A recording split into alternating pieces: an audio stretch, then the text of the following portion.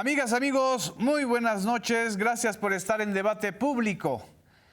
El pasado viernes 10 de octubre, una cantidad de agua se precipitó de manera intensa sobre la zona norte del estado de Veracruz, de Puebla, de Hidalgo y de Querétaro, San Luis Potosí también, es decir, lo que se conoce como la Huasteca, y generó el desbordamiento de ríos, el deslave de cerros, la obstrucción de caminos y escenas realmente impresionantes de damnificados que en unas cuantas horas perdieron todo. El río Cazones se desbordó y eso generó una serie de imágenes en comunidades como Poza Rica que normalmente no tiene este tipo de desastres naturales. La acción de los gobiernos estatales, de los gobiernos municipales y del gobierno federal se ha ido intensificando desde entonces. Hay alrededor de 100,000 viviendas afectadas, hay ya contabilizados 64 personas fallecidas. Hasta este día que estamos haciendo este programa hay 65 personas desaparecidas. En fin, uno de los desastres que curiosamente ocurren 2 años después de aquel terrible huracán que destruyó Acapulco, el huracán Otis, en octubre del 2023. Y paradójicamente, como ocurrió también cuando el huracán Otis pegó sobre la costa de Acapulco, Guerrero, también ahora hay una campaña de nuevo, como si fuera el tema fundamental sobre los fondos que antes existían en lo que se llamaba el Fonden, el Fondo Nacional para los Desastres Naturales. El Fonden fue un mecanismo creado en 1996 por Ernesto Zedillo y justamente con los años pasó a ser la caja chica que sustituyó a la partida secreta de Carlos Salinas de Gortari, de la cual, según Miguel de la Madrid, se robó la mitad, el propio Salinas de Gortari. Pues bueno, desde los gobiernos de Zedillo hasta el gobierno de Enrique Peña Nieto, el Fonden fue una verdadera caja chica de robo, rapiña y de simulación, porque se simulaba con declaratorias de desastre que se estaba ayudando a las personas damnificadas, cuando en realidad a los que se beneficiaban eran a los proveedores, a quienes se les entregaban a veces recursos para que supuestamente distribuyeran alimentos, para que hicieran, digamos, los caminos. Era la privatización de la emergencia, era la privatización de la política de protección civil. Y como ahora ya no existe el Fonden, ya no existen estas declaratorias de emergencia que hacía que todo mundo, sobre todo los que querían ganar dinero con los desastres naturales, pues acudieran a la Secretaría de Hacienda, a la Secretaría de Gobernación, que además era la Secretaría de Gobernación la que administraba estas declaratorias, pues están muy molestos. Y es increíble que hayan medios y hayan periódicos que les preocupa más que se haya desaparecido el Fonden que la ayuda que se debe dar en estos momentos a tantas familias que han sido afectadas por estos fenómenos climáticos. Este martes la presidenta Claudia Sheinbaum así respondió a toda esta campaña que existe en los medios de comunicación sobre la inexistencia del Fonden. ¿Qué diferencia hay con el Fonden? El Fonden tenía reglas burocráticas excesivas para poder utilizar los recursos. En este caso no. Es transparente el uso de los recursos, eso sí, sin corrupción, pero de manera expedita. El día de la inundación en Nesa, fue la inundación un viernes, sábado, no recuerdo. 5 días después estaban dando los primeros apoyos a la población, a través de un protocolo, de un esquema, de manera transparente, sin problema. Si hubiera sido el Fonden, sus reglas de operación hubieran llevado muchísimo tiempo para poderlo utilizar. Pero aparte de la burocracia, la corruptela que había ahí. Entonces, todos aquellos que dicen, ¿y el Fonden desapareció? Pues lo que tienen es una nostalgia terrible por aquel recurso que manejaban unos cuantos para beneficio de unos cuantos. Y la población, bien, gracias. Como dice la presidenta, quienes defienden al Fonden están defendiendo a la corrupción. Y vamos a debatir sobre este tema. Y le agradezco mucho a Diana Valenzuela que estés con nosotros, Diana. Un placer, gracias. como siempre. A Azul Alzaga. Un placer. A Miguel Ángel Elorza. Muchas gracias, un gusto. Y a Jesús Ramírez. Jesús. Un saludo, buenas noches. A ti te tocó hace 2 años exactamente recibir desde la Coordinación de Comunicación Social otra vez esta andanada de, pues que parece, no sé si campaña o cómo podrías analizar la persistencia e insistencia de los medios electrónicos sobre todo y de varios medios impresos en querer revivir e insistir en que si no existe el Fonden, la política de protección civil y de atención a los desastres naturales es un fracaso. Bueno, tienen 3 componentes, ¿no? Yo creo que el primero es el de los intereses. El Fonden era, pues permitía las reglas de operación, comprar cosas y luego hasta comprobarlas con una nota de remisión. No Con había facturas licitación, falsas incluso. no había reglas más allá de, pues compré esto y hasta gobiernos municipales, esto involucraba gobiernos municipales, gobiernos estatales, empresas y el gobierno federal, por supuesto. Entonces, era una cadena donde se repartía el dinero y al último que le llegaba el damnificado. Entonces, creo que ese es el primer tema. El segundo asunto es que hay un interés de, digamos, seguir cuestionando la desaparición del fondo en sí mismo como si fuera un mal. O sea, si algo que no funcionaba, que era dinero, digamos, fácil para hacer negocios oscuros y que no beneficiaban en el fondo a la gente. Hagamos una comparación. Y los medios, yo no sé por qué no se hacen una comparación de dinero invertido frente a damnificados y beneficios en cada una de las crisis que hemos tenido. Y creo que desde el 2018 a la fecha, sin Fonden, pero hay un recurso de emergencia. Hoy amanecimos, los periódicos decían, se redujo el fondo de emergencia 3,000 millones de pesos, ¿no? De 19,000 a 16,000 millones. Pero lo que no saben es que ya se ejerció, o sea, ya han pasado cosas, pues y ya se ejercieron desastres. 3,000 millones para atender emergencias a lo largo de este año. Eso es algo de lo que nos está hablando. Y luego el tercer elemento que creo, y que ese es el más pernicioso, es una campaña contra todo lo que haga el gobierno, o deje de hacer. Pero que además tiene un componente clasista, racista, y algo que es todavía peor, que es una deshumanización completa de los temas.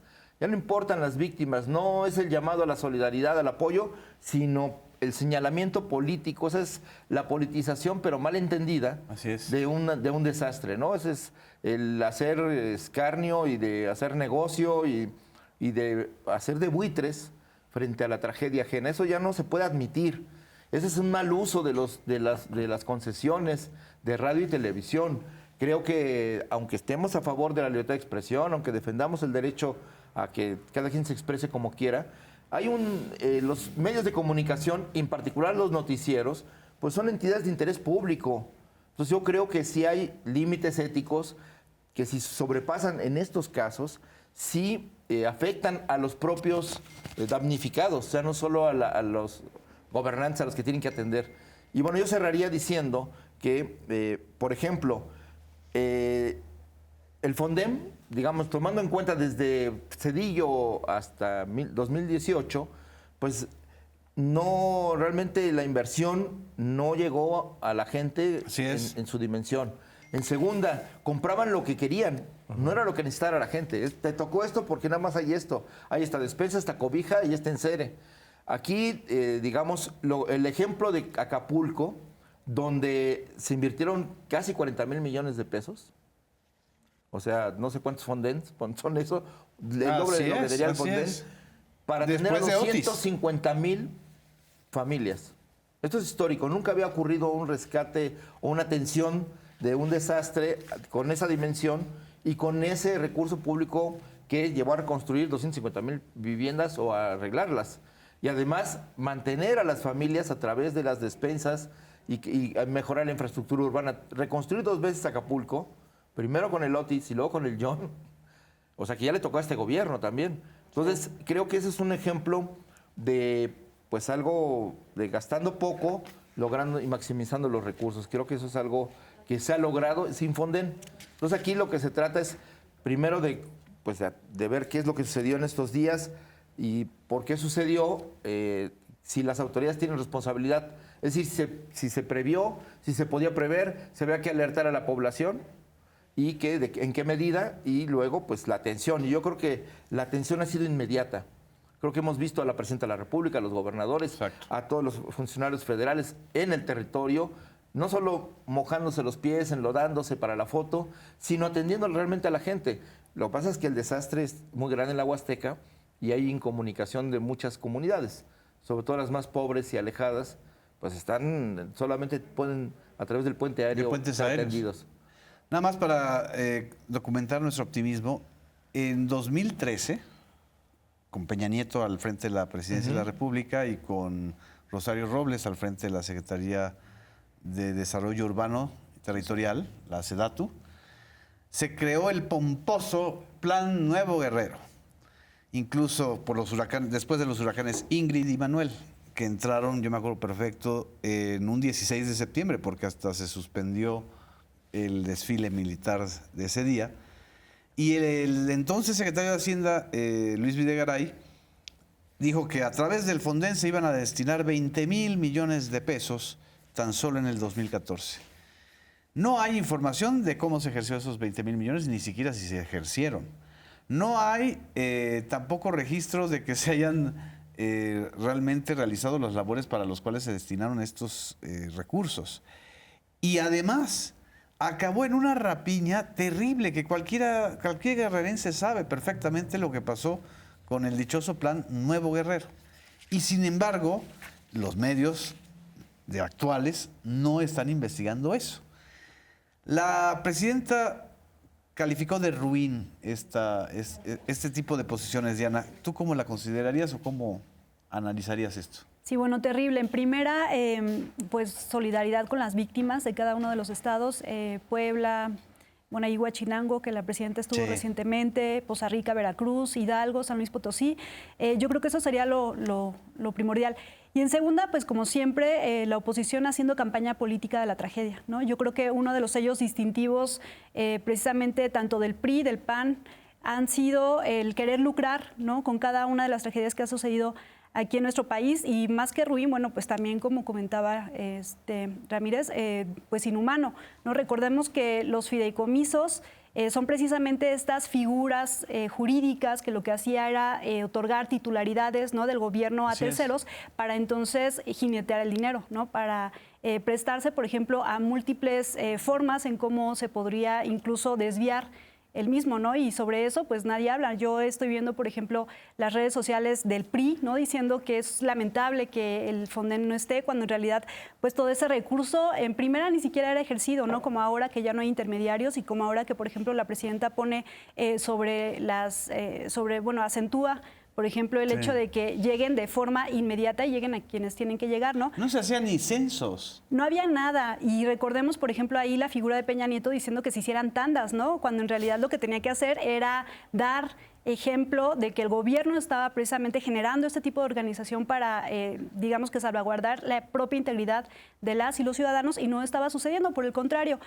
Recordemos que, por ejemplo, también esta forma en cómo se están concibiendo ahora los intermediarios del Fondem y de los fideicomisos, pues atraviesa también una forma como bastante crítica de corrupción, ¿no? Por ejemplo, uno de los intermediarios en aquel momento era, por ejemplo, Banco, ¿no?, que el día de hoy está siendo señalado por corrupción, está siendo señalado por el gobierno de Estados Unidos como parte de una red de lavado de dinero, ¿no? Entonces, ¿cuáles habían sido los beneficios que obtenía la ciudadanía? Pues ninguno.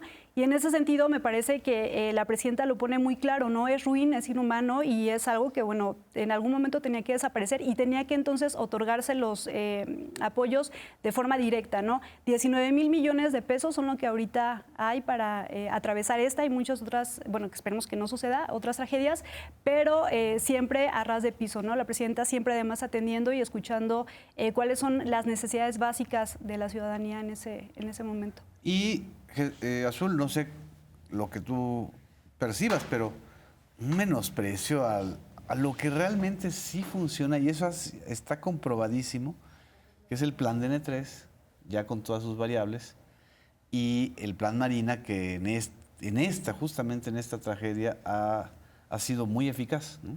No, eso ni siquiera se menciona, porque si no, entonces sería entorpecer la agenda de una denostación que se ha venido dando contra las fuerzas militares del país, que tienen muchas funciones, digamos, que han venido ganando terreno y además ganando también mucho respeto por parte de la población en función de todo eso. Yo creo que hay mucho rastro de lo que significó el Fonden en su momento y de lo que significó toda una política pública frente a los desastres naturales.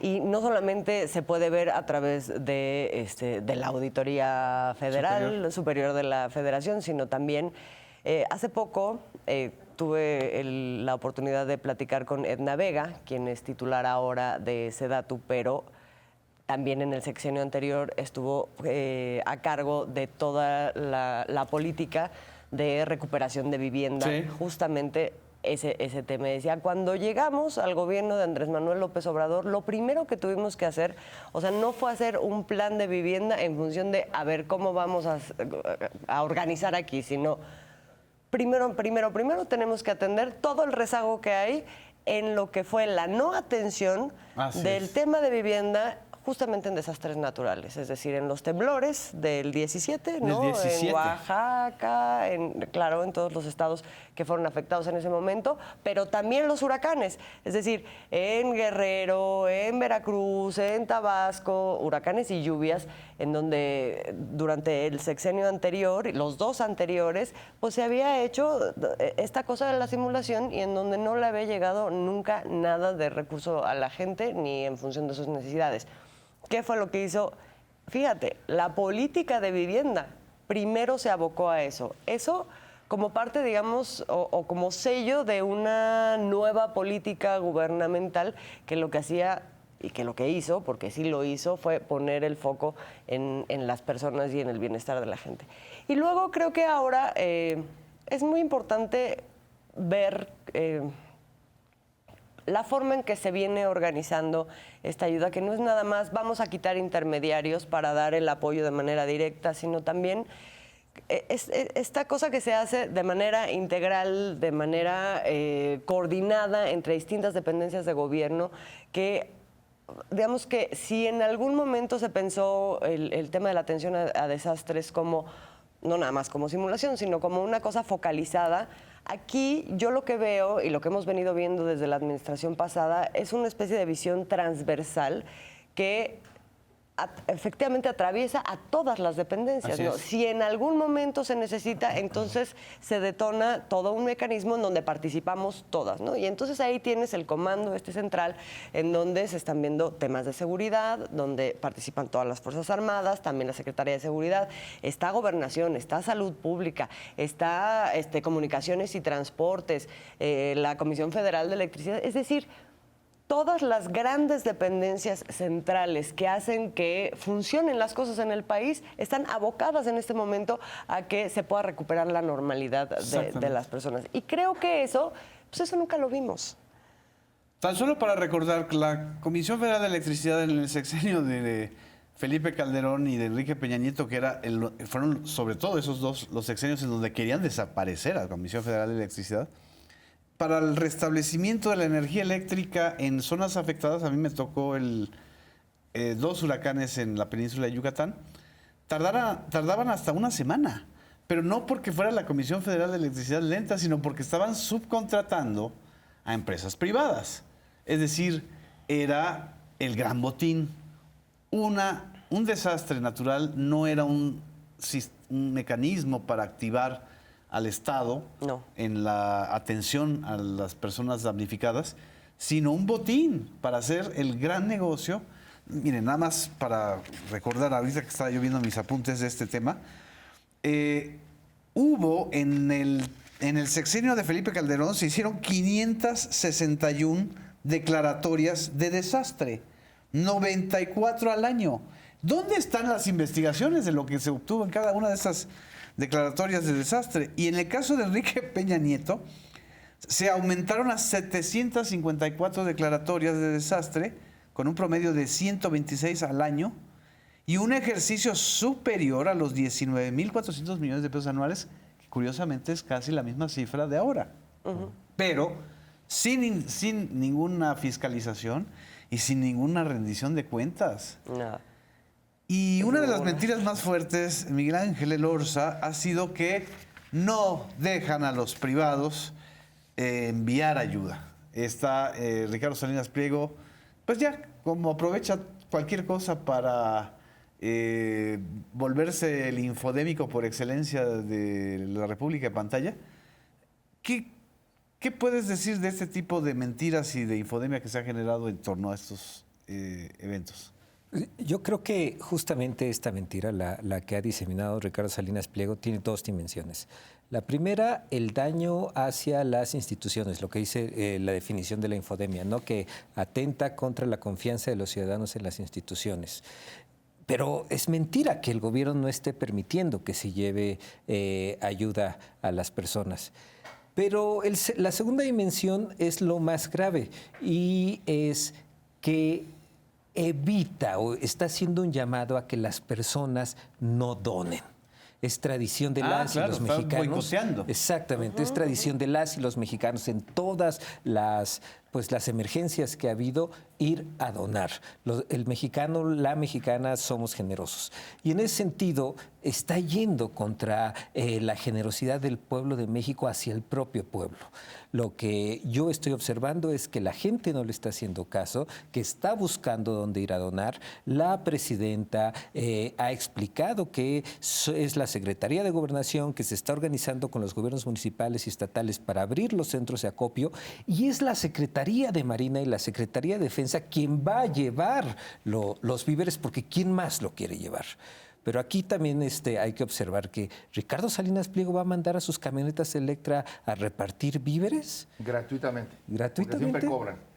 Entonces ahí está Porque justamente... aparentemente lo hace el sector privado, pero le cobra el Estado. Ahí está Claro. otra dimensión, el negocio que se les está afectando a ellos y la manera de promoverse frente a una nueva política del Estado mexicano de ayudar de manera directa, de entregarle en las manos no solo víveres, no solo despensas, sino el refrigerador, el paquete de enseres domésticos, pero además el recurso en efectivo que necesita. Antes, durante el Fonden, yo recuerdo, por ejemplo, en Veracruz, en el gobierno de Fidel Herrera, de Javier Duarte, que compraban miles, en el mejor de los casos, de láminas para poner los techos, iban y se las entregaban sin importar, como decía Jesús, si necesitaban techo o no necesitaban techo. Si Y te luego se fijas, quedaron víveres embodegados. ¿Sí? si te fijas, es la política de sabotear cualquier acción colectiva organizada Así que es. tenga un buen resultado, para que si tiene el peor resultado, entonces puedas culpar al gobierno.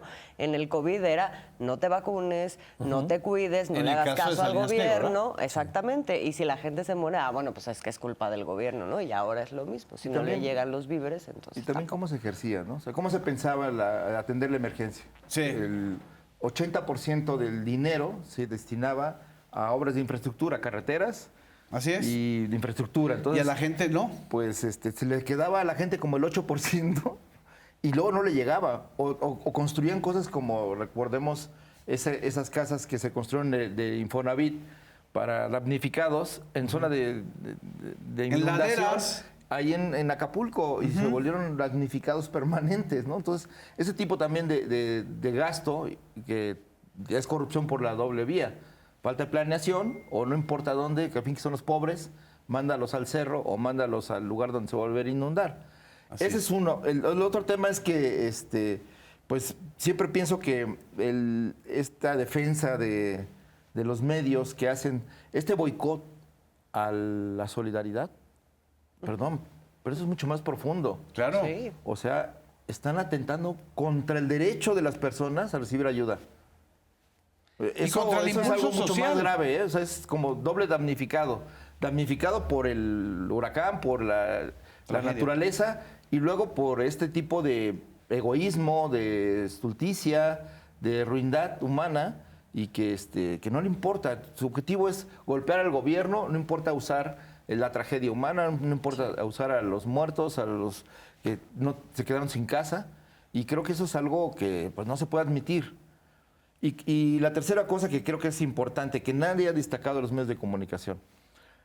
En estas regiones, donde se dio un fenómeno especial, en 2 o 3 días cayó el doble de agua que el Otis en Acapulco. ¿El doble? El doble del agua. Pero sin los vientos del Otis. Sí, bueno, no eran vientos huracanados, Ajá. pero la cantidad de agua que cayó sobre la Huasteca, los 5 estados, porque es una sola región, dividida en 5 estados, cayó 1.800 milímetros de agua.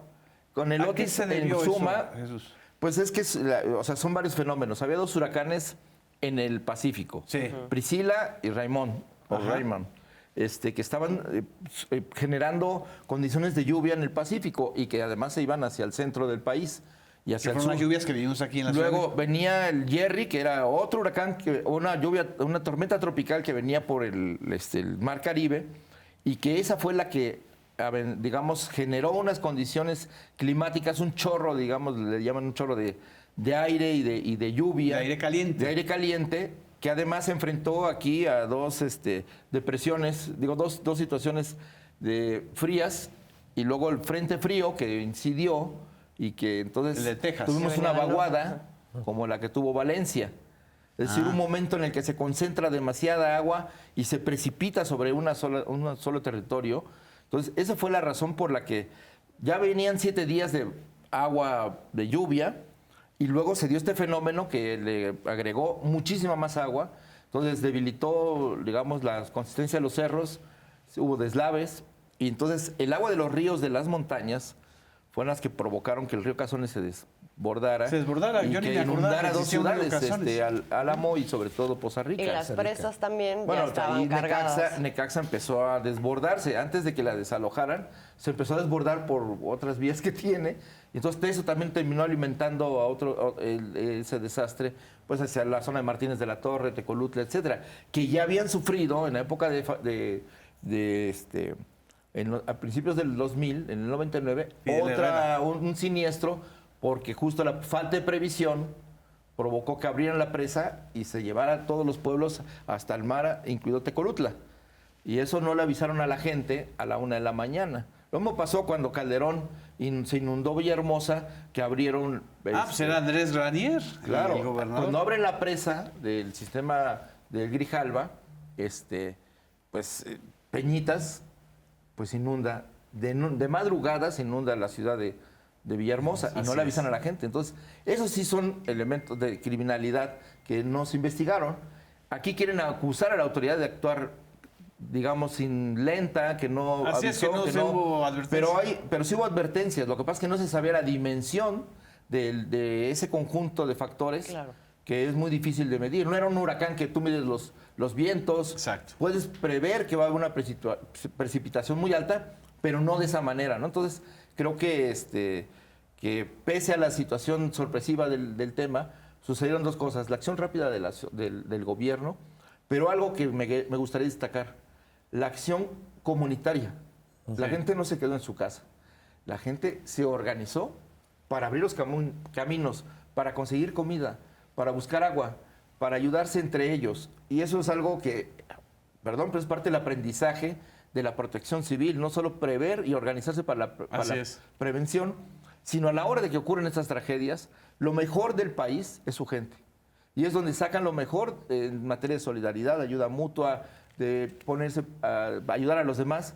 Y esas muestras que vimos de ingenio para atravesar los ríos que no se podía, con los sistemas manuales, con puentes colgantes, con, en fin, muchas maneras Así en las que es. se las ingeniaron, reconstruyeron los caminos con las manos y palas y picos y buscaron cómo cruzar para conseguir alimentos. Entonces, esa lección, digamos, de trabajo comunitario, de solidaridad, de generosidad, pues también tiene que ser reconocida, y los medios no están hablando de eso, porque no quieren hablar de cosas buenas que hace la sociedad, como en el acopio, el volcarse a dar alimentos, apoyar con cobijas, con las cosas que se necesitan, es también una forma solidaria de este pueblo, que siempre ha sido el primero en dar ayuda a los mexicanos y a los incluso gente de otros países, ¿no? Entonces, vamos a un corte. boicotear esto es algo muy grave. El tiempo. Vamos a un corte y ahorita regresamos sobre este tema y sobre el informe de la jefa de gobierno de la Ciudad de México. Regresamos.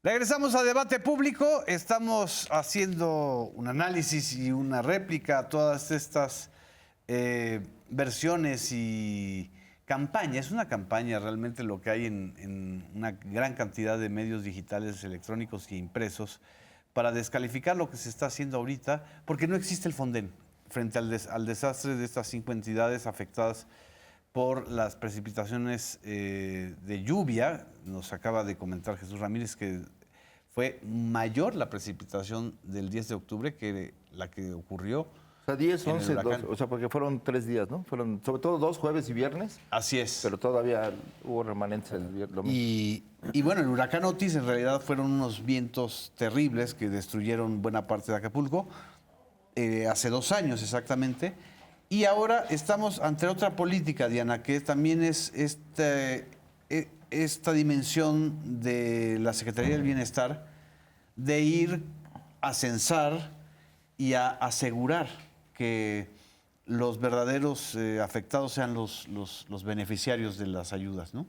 Pues sí, inmediatamente que ocurrió la tragedia se empezaron a crear, ¿no? Por ejemplo, estrategias Sí. muy generales y también muy puntuales sobre la ayuda que se necesitaba, ¿no? Ahí me parece que también algo que hay que puntualizar es que los medios decían que se había tardado la presidenta en salir cuando es algo completamente incierto, ¿no? O sea, es una mentira.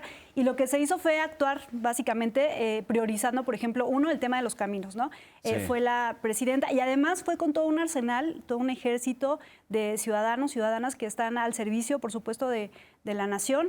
Y lo que ella preguntaba dentro de las asambleas es qué es lo que necesitan inmediatamente, ¿no? Y decían, bueno, limpieza, ¿no? Ni siquiera era una cuestión de recursos, ¿no? Ellos necesitaban que se limpiara, por ejemplo, todos los caminos que habían sido, pues, arrasados por el huracán, ¿no? Ya después de eso iban a venir, por ejemplo, los apoyos sociales. Pero a mí me parece interesante, por ejemplo, también el despliegue de otros gobernadores que lo que hicieron fue, por ejemplo, apoyar con los helicópteros, ¿no? Apoyar con toda la maquinaria que ahorita está trabajando para abrir los caminos. Y bueno, con base en eso, pues hoy en la mañanera menciona la presidenta de los apoyos que se están brindando, ¿no? Estuvo ahí la secretaria de Bienestar, estuvieron, por ejemplo, Zoe Robledo, estuvo el secretario de Salud, indicando también cuáles iban a ser las necesidades básicas, pues para dar atención a todas las personas que, habían perdido la vivienda, pero también tenían alguna complicación de salud, ¿no? Entonces, es una acción directa, es un enfoque totalmente diferente, pero sobre todo es importante pues mencionar que si bien ya no hay Fonden, lo que sí hay es un presupuesto directo para atender todas las complicaciones y a todas las personas que han resultado pues perjudicadas por este fenómeno natural que, si bien no pudo haber sido predecible, pues Así se está es. atendiendo de manera inmediata. Le quiero preguntar tanto a Diana como a Azul, porque sí me parece tremendo. ¿No notan un tono muy misógino de la cobertura de la información, sobre todo de ciertos medios, empezando por Carlos Loret de Mola y su Latinos, de querer minimizar, humillar o caricaturizar la actitud de la presidenta de la República frente a la tragedia y a la visita de los damnificados?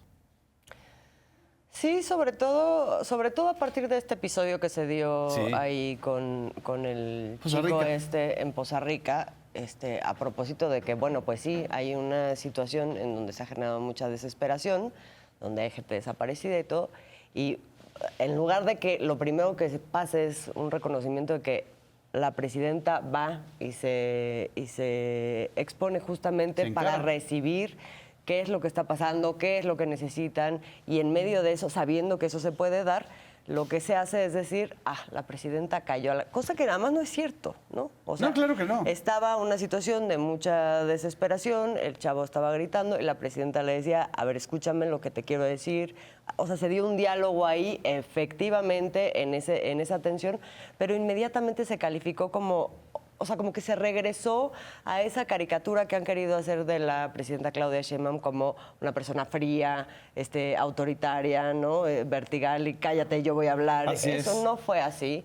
Claro que, digamos, son intentos que se hacen que no tienen mayor trascendencia tampoco, pero de todas maneras uno no puede dejar de notarlos, efectivamente. ¿Tú qué opinas?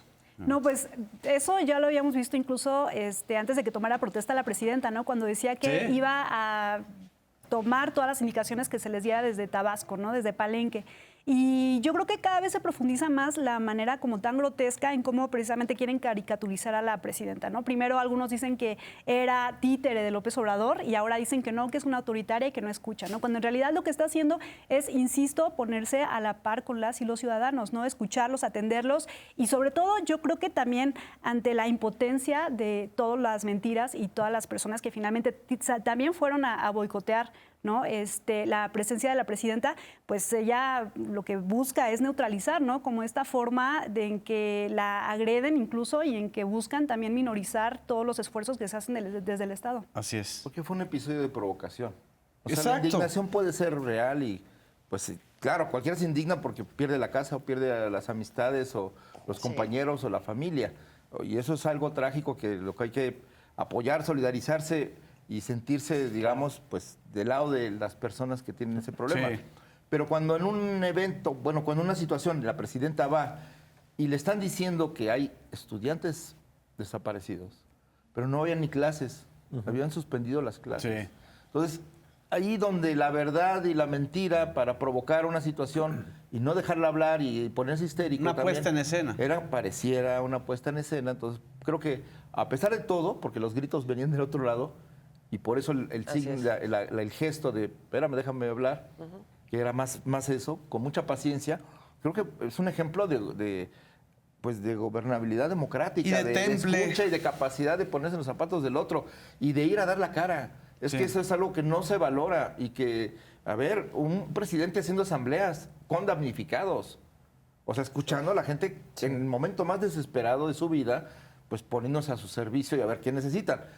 Sin estridencias, sin cámaras, o sea, porque no está montado un show como lo montaba Peña Nieto cuando bajaba a las tormentas en el Estado de México con todo el despliegue del helicóptero de Televisa y demás. Esto no Así existe. es. ¿No? O sea, que la diferencia entre la cobertura mediática del viejo régimen por parte de la televisión y la radio, ahora, en lugar de atender a la emergencia, están atendiendo su agenda política y su agenda económica, ¿no? Entonces eso es lamentable. No, y como ya no tienen yo ellos el quisiera nada más acceso. cerrar con el hecho de que pensemos que este cuestionamiento al Fonden tiene que ver exclusivamente con los negocios, porque hoy el centro de la atención es la gente. Si antes el 80% del presupuesto era para carreteras, para las empresas constructoras, hoy son para enseres, son para despensa, para que la gente coma y para reconstruir su vivienda. Así es. Está enfocada en la gente. Entonces, creo que eso es algo muy importante que la gente tiene que saber, que hoy los recursos sí se destinan a quien debe destinarse. Y creo que hay una cosa más que se relaciona tanto con esto como con el hecho de encarar a la gente y de Sí. presentarse con ella, que no es nada más un acto de valentía y aquí estoy, sino verdaderamente entender cuál es la situación que se está atravesando y cuáles son las necesidades que hay ahí. Y cuando se dice que hay una política que está dirigida a la gente, no es nada más de una manera unilateral, digamos. O sea, creo que también es importante reconocer esta forma en la que se ha venido haciendo toda la planificación de la entrega de recursos de manera directa, pero también con una política en donde se reconoce al otro como un agente activo, digamos, Claro. dentro de la propia circunstancia que se está viviendo. Particularmente, volviendo al tema de la vivienda, es...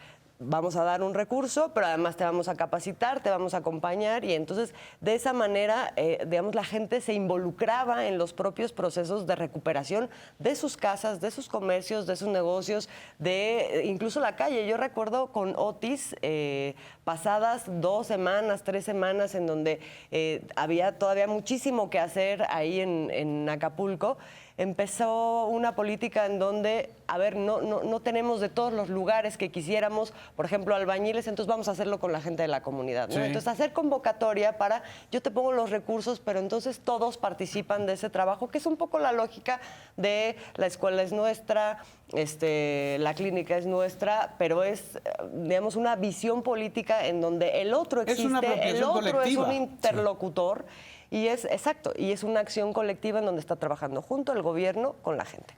Miguel. Yo que señalar, quienes están diciendo que no hay apoyos porque no hay Fonden, no son los pobladores que sí están Exactamente. recibiendo apoyos, sino Es son el damnificado de Ricardo Salinas Pliego, que seguramente le cayó mucha lluvia, ¿no? comentaristas. O sea, a ver, Salinas Pliego debe lo que debe al fisco. Le está haciendo daño no al gobierno, a los damnificados Así ahora es. que podrían recibir recursos de lo que debe. Pero quienes están diciendo que no hay recursos porque no hay Fonden son comentaristas, algunos medios de información y gente como Ricardo Salinas Pliego.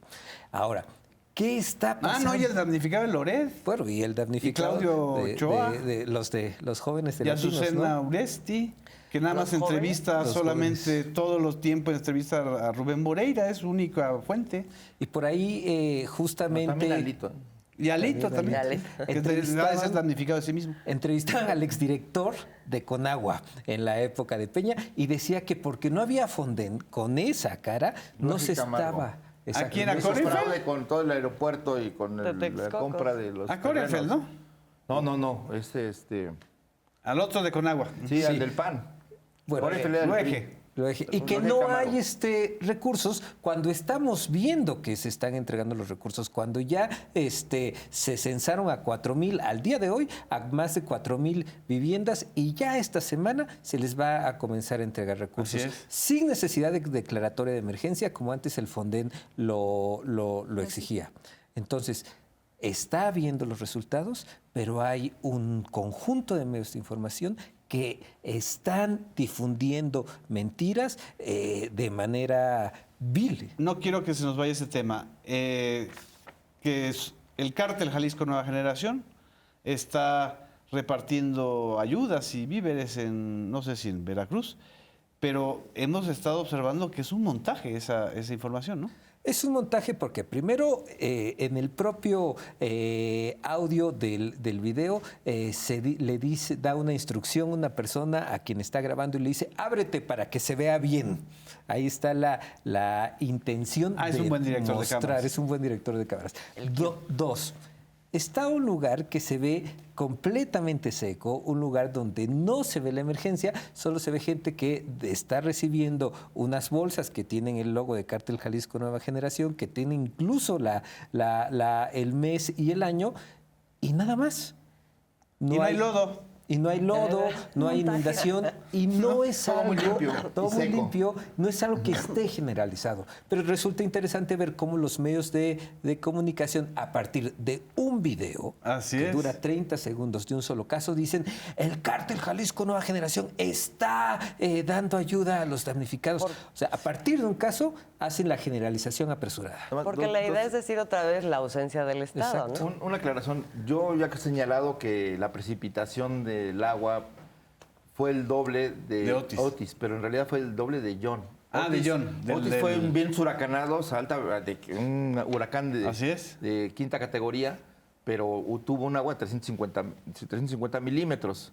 John, que fue más agua que viento, pues que ese le tocó a la presidenta hace un año. Sí. Octubre de hace un año. tuvo el doble. O sea, Exacto. 600, 700 milímetros. Y este tuvo 1800 milímetros. Esta vaguada, que no tiene nombre porque es un conjunto de factores. No, incluso no estaba en el radar Y ni siquiera de. es la primera vez en esa los región expertos. que ocurre un desastre así, en la historia. También, como puede preverse que en un lugar donde Claro. no ha ocurrido una cantidad de agua en el récord histórico, vaya a ocurrir. Bueno, claro, tiene que ver con el calentamiento global, pero no tiene un registro histórico desde la época desde que vive la gente ahí. Entonces, hablamos de varios cientos de años de que no recuerdan una tormenta de ese tipo, ¿no? Entonces, sí también es interesante. Y el hecho de que los sectores, digamos, afectados, bueno, además de la ciudad de Poza Rica y de Álamo, entre otras, sobre todo son zonas indígenas. Sí. Son zonas de extrema pobreza. La Sierra Gorda de Querétaro. La son Sierra Gorda de indígenas. Querétaro, la Sierra de Huehuetla en Hidalgo, la Sierra Norte de Cuetzalan Pahuatlán, en Puebla. Huauchinango y bueno, hasta Cuetzalan, porque hasta Cuetzalan llovió muchísimo. Afortunadamente allá no hubo daños tan grandes porque el fenómeno no se juntó con toda esta circunstancia, ¿no? Que en la parte cercana al Golfo de México sí tuvo, ¿no? Y que por eso Sí. se precipitaron los cerros para abajo. Hablando, para entrar a un tema que nos va a tener menos tiempo, pero es importante, la jefa de gobierno, Clara Brugada, en su primer informe ante la Asamblea Legislativa, ante el Congreso Legislativo de la Ciudad de México, planteó muchas cosas, pero quizá una que quiero recuperar es el eje de una nueva política hídrica en la Ciudad de México y en el Valle Metropolitano. Fue muy poco abordado en el tema, en los medios de comunicación, porque se fueron más por el tema de la nota, ¿no? De la disminución de homicidios dolosos, de delitos de alto impacto, que es muy importante, pero lo que ella está planteando es una nueva política no extractivista en la Ciudad de México, y está hablando de logros como recuperación de agua sin la explotación de nuevos pozos. Diana, no sé si De Pues tú tengas mantos algún comentario acuíferos. sobre esto. Bueno, pues recordar que la Ciudad de México, arriba del 50% es suelo de conservación, ¿no? Exacto. Y sobre todo, por ejemplo, en la parte sur, ¿no? Milpalta, Xochimilco, bueno, allá hay una gran captación de agua, pero sobre todo también ha habido pues una gran privatización del bien, ¿no? Así es. Sin embargo, lo que está buscando la jefa de gobierno en este sentido,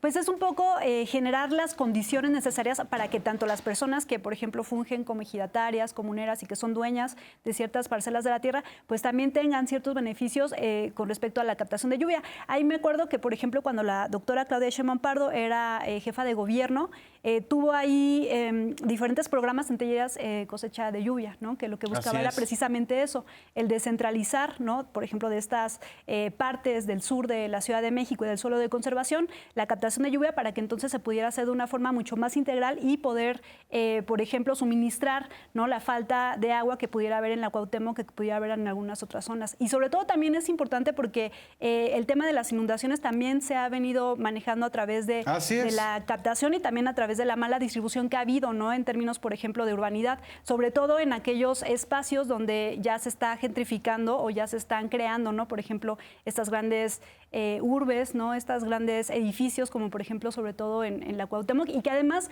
van ocasionando otras problemáticas, ¿no? Como el tema de los baches, la propia escasez del agua, Sí. ¿no? Y algunas otras problemáticas que son muy generales de la Ciudad de México. Jesús, ¿tú quieres comentar algo de esto? Nos Bueno, quedan es 2 que minutos. la verdad es un informe que condensa, bueno, fue largo, Sí. pero condensa muchas acciones, el conjunto de, digamos, de las propuestas que Clara Brugada está haciendo en la ciudad es muy interesante. No solo la continuidad de lo que hizo Claudia Sheinbaum, por ejemplo, en materia de seguridad, que en el gobierno de Claudia Sheinbaum se redujo 50% los homicidios.